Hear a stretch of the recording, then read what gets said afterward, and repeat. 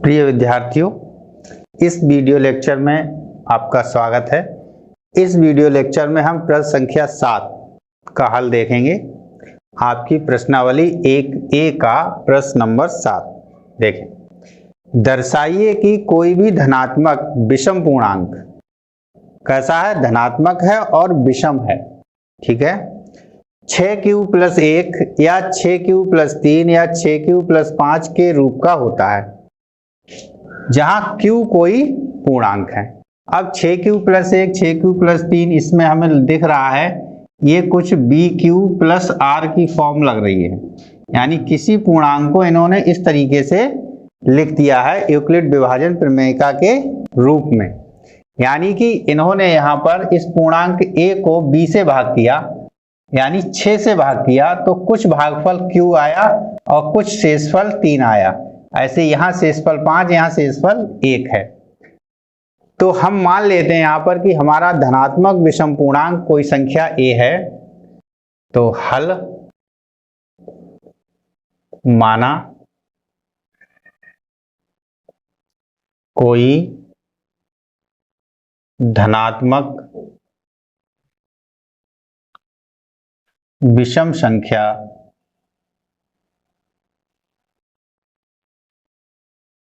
a है। ठीक, अब यहां देखिए 6q आ रहा है, यानी हमें इस विषम संख्या a को 6 से भाग करनी है, अर्थात a और b बराबर 6। यहां से हमने ले लिया b का मान कितना ले लिया 6। a और 6 में यूक्लिड विभाजन प्रमेयिका का प्रयोग करने पर जब इसमें प्रयोग करेंगे, यानी 6 से a को भाग देंगे, तो a बराबर 6, q कोई बार जाएगा और r हमारा कुछ शेषफल बचेगा। तो a बराबर 6q + r के टाइप की हमारी a होगी। ठीक है, अब यहाँ r कितना हो सकता है, हम 6 से 12 को भाग दे रहे हैं, तो 6 सपोज 13 को भाग दे रहे हैं, तो 6 दूनी 12 1। ठीक है, अगर हम 6 से 14 को भाग दे रहे हैं तो शेषफल कितना बचेगा 2। अगर हम 5 को भाग दे रहे हैं 15 को, तो शेषफल कितना बचेगा 3। यदि हम यहाँ 16 को भाग दे रहे हैं तो 4, 17 को भाग दे रहे हैं तो 5 और 18 को भाग दे रहे हैं तो 6 3 18, एक बार और बढ़ जाएगा, कुछ नहीं बचेगा। यानी जो यहाँ r के मान हो सकते हैं वो क्या हो सकते हैं, जहां r बराबर या तो 0 हो सकता है, 1 हो सकता है, 2 हो सकता है, 3 हो सकता है, 4 हो सकता है और 5 हो सकता है। 6 नहीं हो सकता है, क्योंकि 6 होगा तो एक बार पड़ जाएगा। भाई 6 दूनी 12, तभी तो 6 बचेगा। ये की गलत है, क्यों? क्योंकि एक बार हमारा पड़ जाएगा, 6 3 18, तो शेषफल 0। शेष कभी भी 6 के बराबर नहीं आ सकता, यानी हमारे शेषफल इतने हो सकते हैं। यानी a हमारी क्या हो सकती है, यानी कि a, अतः a संख्या, r की जगह 0 रख लो, 6q कामा r की जगह 1 रख लो, 6q + 1 6q + 2, r की जगह 2 रखने पर, r की जगह 3 रखने पर, 6q + 3 r की जगह 4 रखने पर, 6q + 4 और r की जगह 5 रखने पर, तो 6q + 5। यानी जो एक संख्या है 6q + 1 6q + 2 6q + 3 6q + 4 6q + 5 के रूप की हो सकती है।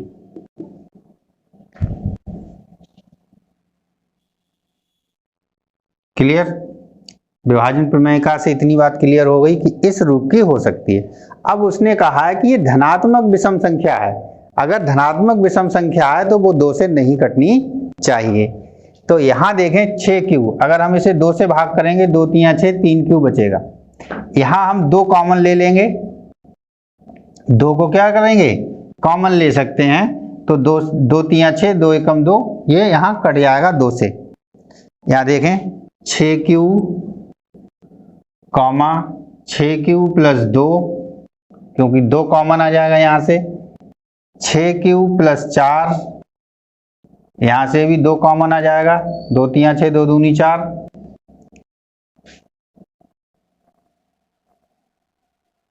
संख्या 2 से विभाजित हो जाती हैं, अतः ये कैसी संख्याएं हो जाएंगी, धनात्मक संख्याएं होंगी।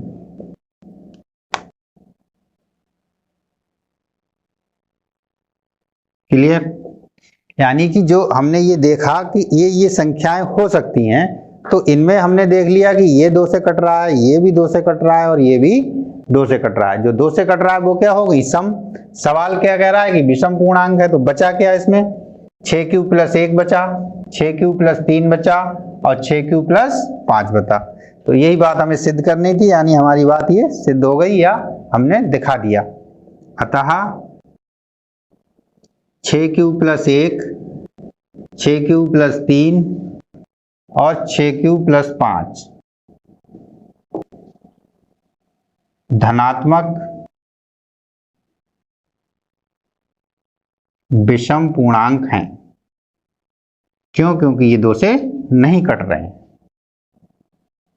ठीक, ये बात हमारी क्लियर हो गई। तो इस तरीके से आप इस क्वेश्चन का आंसर देंगे, आपको पूरे नंबर मिलेंगे, आपको अच्छे से चीजें क्लियर आप एग्जामिनर को कर पाएंगे जब आपको क्लियर होंगे। ठीक है, तो ये था प्रश्न संख्या 7। अगला क्वेश्चन देखते हैं, प्रश्न संख्या 8। देखें प्रश्न संख्या 8। किसी परेड में 616 सदस्यों वाली सेना की एक टुकड़ी को 32 सदस्यों वाले एक आर्मी बैंड के पीछे मार्च करना है। दोनों समूहों को समान संख्या वाले स्तंभों में मार्च करना है।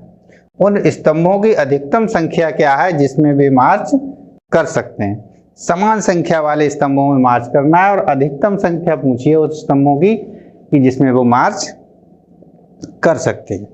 तो देखिए अधिकतम वाली बात क्या होती है, जब हम HCF की बात करते हैं, मासा की बात करते हैं, तो मासा क्या होता है, मासा वह संख्या होती है जो दोनों, वह बड़ी से बड़ी संख्या होती है जो दोनों अंकों को काट देती है।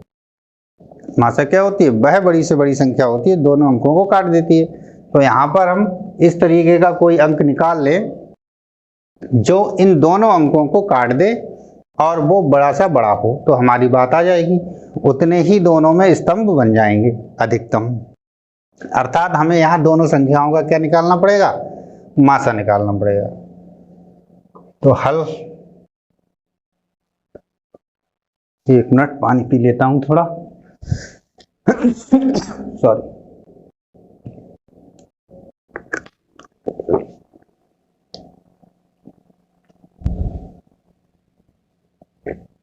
तो देखें 616 और 32 का हम क्या निकालेंगे, मासा।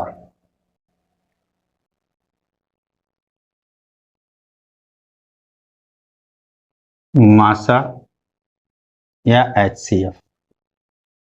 तो क्या करेंगे, 32 यहां जो है 616 से हमारा छोटा है, तो 32 से 616 को भाग करेंगे, काटते हैं, 3 एकम 3, कितना बचा 11, 11 में से 2 घटाए 9, 5 में से 3 घटाए 2 29, उतारे 6, फिर 3 नेम 27, 3 ढाई 30, तो 9 बार ही डाल सकते हैं। 9 दूनी 18 के 8, हासिल 1, 9 3 27 और 1 28। यहाँ से ढाई ली 16, 16 में से 8 घटा दिए, क्या बचा 8 बचा। अब देखिए पूरा भागफल दो स्टेप में हुआ है, यहाँ पर दो पदों में हुआ है, तो अब हमारा यह शेषफल है और ये शेषफल हमारा 0 के बराबर नहीं है। जब शेषफल 0 के बराबर नहीं है तो पुनः शेषफल से हम भाजक को भाग करेंगे 32 को, तो 8 तियां 24, 8 चौक 32, तो ये हमारा पूरा पूरा कट गया, यानी शेषफल जो है 0 आ गया। शेषफल 0 आ गया तो ये वाला जो भाजक है वही हमारा क्या हो गया, मासा हो गया, यानी मासा कितना हो गया, इसे हम HCF बोलते हैं, 8 हो गया। अर्थात दोनों टुकड़ियां 606 सदस्यों वाली सेना की टुकड़ी और 32 सदस्यों वाली आर्मी की टुकड़ी अधिकतम 8 स्तंभों में मार्च कर सकती है। तो हमें उन स्तंभों की अधिकतम संख्या बतानी थी जिसमें वो मार्च करेगी, तो उन स्तंभों की अधिकतम संख्या, उन स्तंभों की अधिकतम संख्या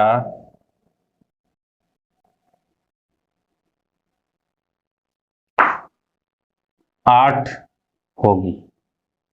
ठीक, ये हमारा उत्तर है, यानी दोनों 8 स्तंभों में मार्च कर सकते हैं। ठीक है, तो ये था आपका क्वेश्चन संख्या 8। अब हम आगे देखते हैं क्वेश्चन नंबर 9। देखें अगला प्रश्न संख्या 9 है आपका, यूक्लिड विभाजन प्रमेयिका का प्रयोग कर दर्शाइए कि किसी धनात्मक पूर्णांक का वर्ग किसी पूर्णांक m के लिए 3m 3m + 1 के रूप का होगा। जो धनात्मक पूर्णांक का वर्ग करेंगे हम वो 3m या 3m + 1 के रूप का होगा, जहां m जो है कोई भी पूर्णांक है, किसी पूर्णांक m। यहाँ पर m का मान जो है फिक्स नहीं है, m का मान कोई भी हो सकता है, लेकिन क्या होगा, पूर्णांक होगा। देखें हल, माना धनात्मक पूर्णांक a है। अब देखिए पूर्णांक का जो वर्ग का रूप है वो हमें 3 के रूप में लाना है, तो हम क्या करते हैं, जो b है हमारा उसको 3 मान लेते हैं और यूक्लिड प्रमेयिका का प्रयोग करते हैं। a और b बराबर 3 में यूक्लिड विभाजन प्रमेयिका का प्रयोग करने पर, यहां पर हमने प्रयोग किया तो क्या आ जाएगा, a जो है वो आ जाएगा 3q + r। तो a का रूप क्या हो सकता है, 3 से जब भाग करेंगे 3q + r के रूप का हो सकता है, और जहां r पर क्या कंडीशन होगी, r या तो 0 हो सकता है या 1 हो सकता है या 2 हो सकता है। तो यहां लिख सकते हैं अतः धनात्मक पूर्णांक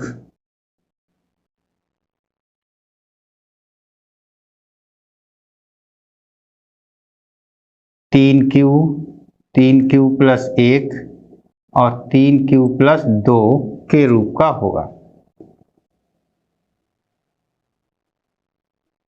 और हमें क्या दिया है, धनात्मक पूर्णांक का वर्ग। धनात्मक पूर्णांक का वर्ग जो है वो इस रूप का होगा जहां m कोई भी पूर्णांक है। ठीक, तो अब हम क्या करते हैं, इनके वर्ग निकालेंगे और इनके वर्गों को 3m या 3m + 1 के रूप में दिखाएंगे।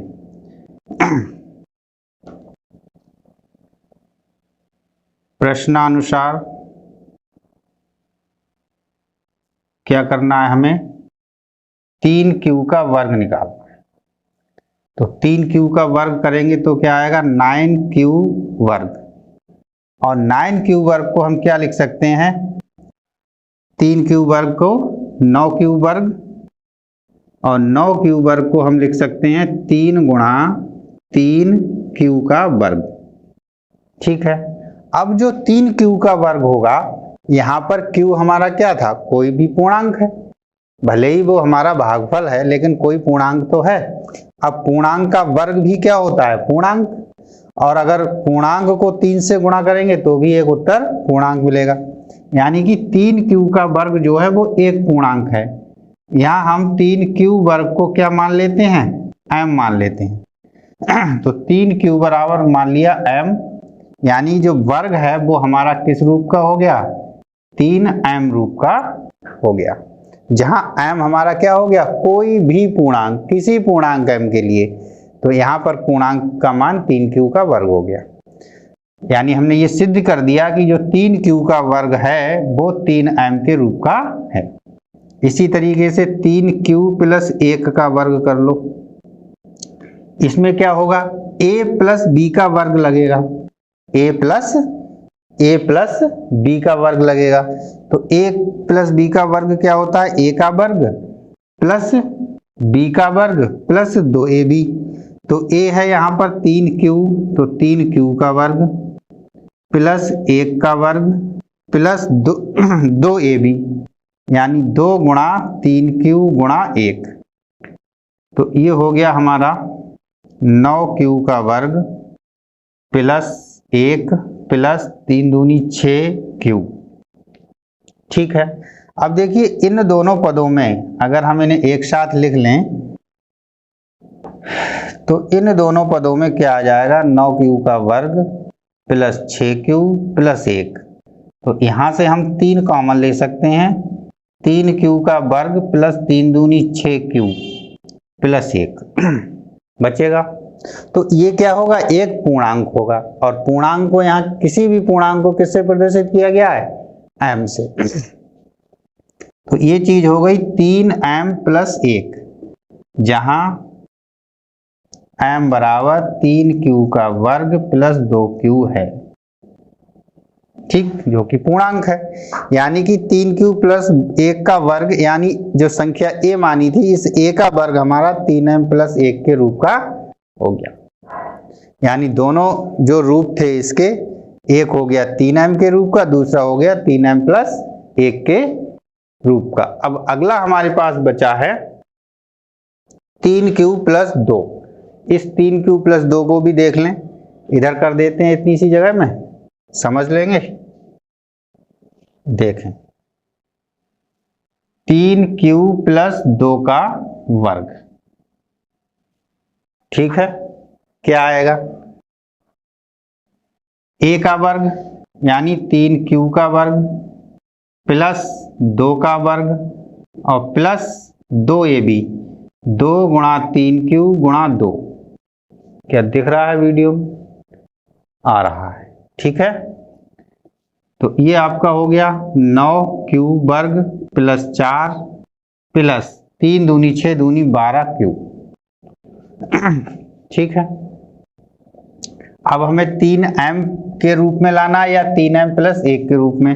तो देखें 9q का वर्ग प्लस 4 को क्या लिखते हैं, 3 लिख देते हैं, और 12q और प्लस 1, यानी 4 को हमने 3 और 1 में तोड़ दिया और इस तरीके से लिख दिया। अब यहां से देखें 3 आपका कॉमन आ गया, 3 कॉमन ले लिया, तो यहाँ 3q का वर्ग प्लस 1 प्लस 3 चौक 12 प्लस 1 अलग हो गया, 3 बाहर आ गया ब्रैकेट में, ये सब आया। तो यहाँ पर q हमारा क्या है, एक पूर्णांक है जो कि भागफल जाएगा। जब ये q पूर्णांक है तो ये पूर्णांक, तीनों पूर्णांक हो गए और तीनों पूर्णांकों का योगफल भी एक पूर्णांक होता है। तो ये भी हमारा क्या रूप आ गया, 3m प्लस 1 का रूप आ गया, जहां यहाँ पर m का मान कितना हो जाएगा, 3q का वर्ग प्लस 1 प्लस 4q, जो कि क्या हो गया, एक पूर्णांक हो गया। यानी कि यहां से हमने दिखा दिया कि किसी भी संख्या का जो भी वर्ग होगा, धनात्मक संख्या का वर्ग होगा, वो 3m या 3m प्लस 1 के रूप का ही होगा, इसके अलावा कोई दूसरा रूप नहीं हो सकता है। जब हम क्या लेंगे, b का मान 3 लेंगे, b का मान यहाँ 3 दिखा रखा है, ठीक है। तो इस तरीके से ये आपका क्वेश्चन नंबर 9 कंप्लीट होता है। अब हम देखते हैं क्वेश्चन नंबर 10, जो कि आज का लास्ट क्वेश्चन है। उसके बाद हम नेक्स्ट वीडियो लेक्चर में बाकी क्वेश्चंस को सॉल्व करें। प्रिय विद्यार्थियों, देखें प्रश्न संख्या 10। यूक्लिड विभाजन प्रमेयिका का प्रयोग करके दिखाइए कि किसी धनात्मक पूर्णांक का घन, पिछले प्रश्न में वर्ग था, यहाँ पर घन है, इस रूप का होता है। या तो 9m के रूप का होगा, या 9m + 1 के रूप का होगा, या 9m + 8 के रूप का होगा। तो यहाँ पर हल में हम मान लेते हैं, माना धनात्मक पूर्णांक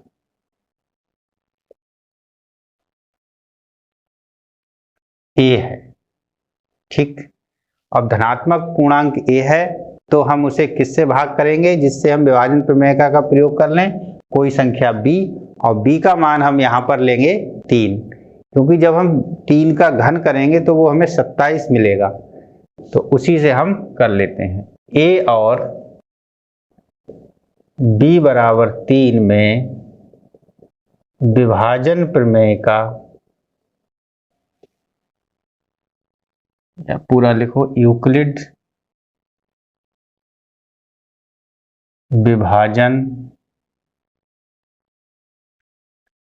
प्रमेयिका का प्रयोग करते हैं। जब यहाँ प्रयोग करेंगे तो क्या आएगा? a बराबर 3q + r, जहाँ r बराबर होगा 0, 1 और 2, यानी a, अतः संख्या a 3q, 3q + 1, 3q + 2 के रूप की होगी। अब संख्या का हमें घन करना है और इस रूप में दिखाना है। तो हम सबसे पहले लेते हैं 3q का घन। 3q का घन करेंगे तो 3 का घन कितना होता है? 3 × 9 = 27, और q का घन q की घात 3। 27 में से अगर हम 9 निकालेंगे बाहर तो 9 × 27 और q की घात 3। ये हमारा एक पूर्णांक है तो इसे हम कह देते हैं 9m। यानी जो पहली संख्या, पहला जो रूप है वो हमारा 9m के रूप का आ गया। यानी कि कोई भी संख्या है उसे हम उसके घन को 9m के रूप में लिख सकते हैं। इसी तरीके से दूसरा रूप है संख्या का 3q + 1। इसका घन कर लेते हैं। a + b की घात 3, a + b की घात 3 वाली सर्व संख्या यहाँ लगेगी, जो आपने कक्षा 8 में पढ़ी होगी, a + b का होल क्यूब। यदि नहीं याद है तो मैं लिख दे रहा हूँ, a + b का होल क्यूब यानी होल घात 3 बराबर a की घात 3 + b की घात 3 + 3ab ब्रैकेट में a + b। या इसे आप डायरेक्ट लिखना चाहें तो a की घात 3, b की घात 3 + 3a का वर्ग b + 3ab का वर्ग।